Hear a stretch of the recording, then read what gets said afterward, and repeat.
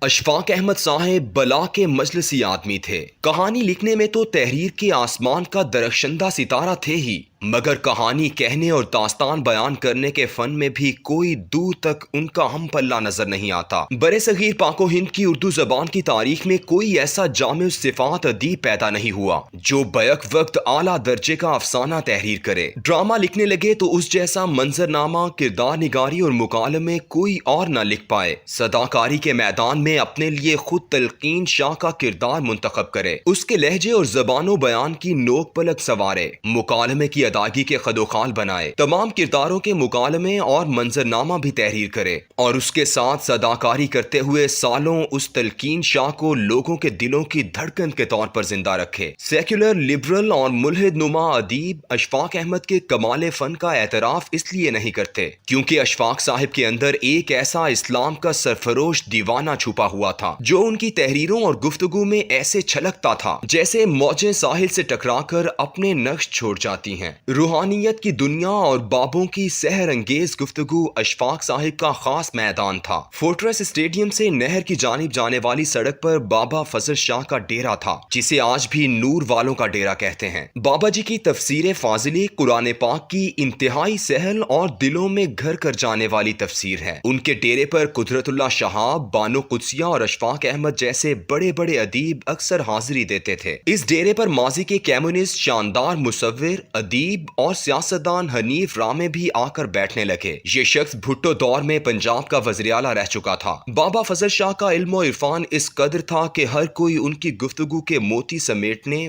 وہاں ہمتن گوشت موجود رہتا۔ اسی ڈیرے پر اشفاق احمد صاحب کی حنیف رامے سے دوستی گہری ہوتی گئی۔ ایک دن دونوں ڈیفنس میں ایک صاحب ثروت شخص کی فاتحہ پر جمع تھے۔ لوگ دونوں کی موجودگی میں گفتگو سننے کے لیے بے تاب تھے۔ ایسے میں اشفاق صاحب کا مجلسی گفتگو والا فنکار اچانک گویا ہوا۔ کہنے لگے، یار رامے، میں کافی عرصے سے جمعہ پڑھنے کے لیے مساجد بدل رہا ہوں لیکن کسی بھی مولوی کی تقریر میں مزہ نہیں آ رہا۔ اس فکرے پر ایک دم سناٹا چھا گیا۔ حنیف رامے سمجھے شاید اشفاق صاحب مولویوں کی بیتوں کی تقریروں سے تنگ آئے ہوئے ہیں۔ جواباً کہنے لگے، آپ یہاں ڈیفنس میں آ کر جمعہ ادا کیا کریں۔ یہاں سب مولوی ایک ڈسپلن کے تحت گفتگو کرتے ہیں اور خاموشی سے نماز پڑھاتے ہیں۔ اشفاق صاحب نے کہا، نہیں یار، مسئلہ یہ نہیں، دراصل مجھے ایک مولوی بھی ایسا نہیں ملا جو کہتا ہو کہ سور کا گوشت کھانا حلال ہے۔ اس کے بعد محفل ایک گہرے سکوت میں چلی گئی۔ یہ ہے وہ کڑا سچ اور حقیقت جو برونائی دارالسلام کی مساجد سے لے کر مراکش کی مسجدوں تک روزے روشن کی طرح مسلم اور واضح ہے۔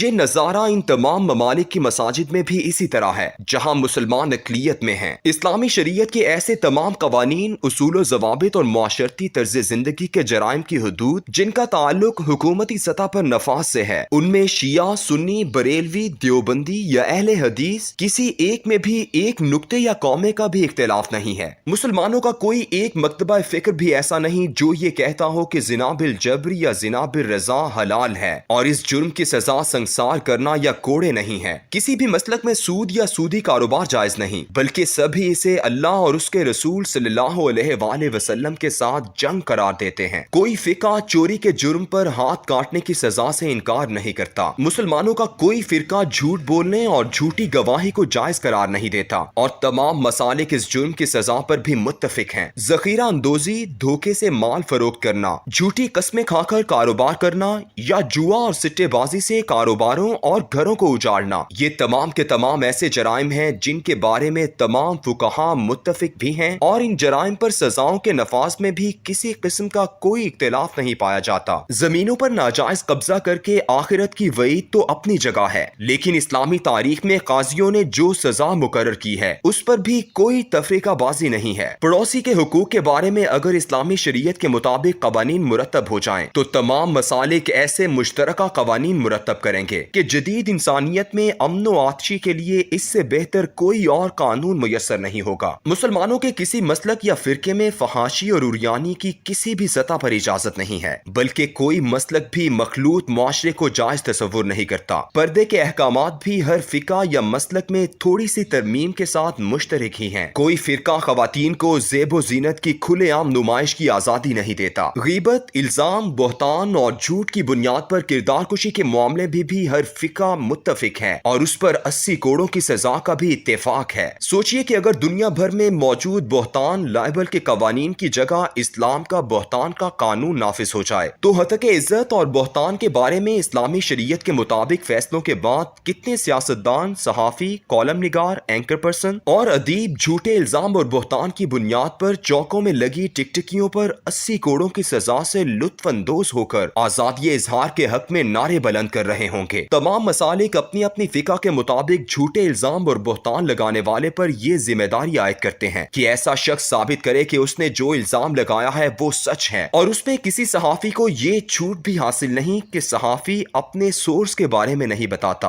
गरज कोई ऐसा इस्लामी कानून नहीं है जिसे नफाज शरीयत के दौरान हुकूमती सतह पर नाफिज किया जाना मकसूद हो और उसमें जर्रा बराबर भी इख्तिलाफ पाया जाए। मुसलमानों के फिरके में कहीं अगर इख्तिलाफ है भी तो सिर्फ जाती सतह पर इबादात और रसूमात के मामले में है। यहाँ तक कि इबादात के मामले में भी अदायगी नमाज के हवाले से फराइज की हद तक कोई इख्तिलाफ नहीं है। किसी फिका में 5 की बजाय 6 नमाजें, रमजान के रोजों की बजाय रजब में रोजे, शवाल और जुल्हज की ईदों की जगह किसी और महीने में ईद नहीं है। तवाफ, सई, इरफान और मुजदलिफा की रसूमात की अदायगी तक गरज किसी मामले की बुनियादी हैयत और फर्जियत में कोई भी इख्तिलाफ मौजूद नहीं है। निकाह के मामले में भी सब फिरके मुत्तफिक हैं कि किससे निकाह किया जा सकता है और किससे नहीं। जो लोग ये सवाल उठाते हैं कि किस फिरके का इस्लाम नाफिज करें तो उनकी खिदमत में अर्ज है कि जितना सब में मुश्तरिक है नाफिज कर दो। उसके बाद इस्लाम की रूह से किसी और कानून के नफाज की जरूरत ही बाकी नहीं रहेगी। दुनिया में किसी भी मुल्क का आइन ऐसा नहीं जिसकी तशरीह पर इख्तिलाफ मौजूद ना हो। पाकिस्तान के आइन की हर सियासी पार्टी और गिरोह अलग अलग तशरीह करता है, लेकिन कोई ये सवाल नहीं उठाता कि हम किस पार्टी का आइन नाफिज करें। उसे नाफिज कर दिया गया है और सुप्रीम कोर्ट को ये हक हासिल है कि वो उसकी तशरीह करे। अगर शरीयत को भी नाफिज करके एक ऐसी ही अदालत तरतीब दे दी जाए जिसमें तमाम मसालिक के उलमा मौजूद हों और उन्हें ही तशरीह का हक दिया जाए तो इस्लामी कवानीन में इत्तेफाक राय इस कदर मौजूद है कि शायद ही कोई केस इस अदालत में तशरीह के लिए आए। लेकिन मामला सिर्फ नीयतों का है। हम दिल से इस्लाम का नफाज चाहते ही नहीं।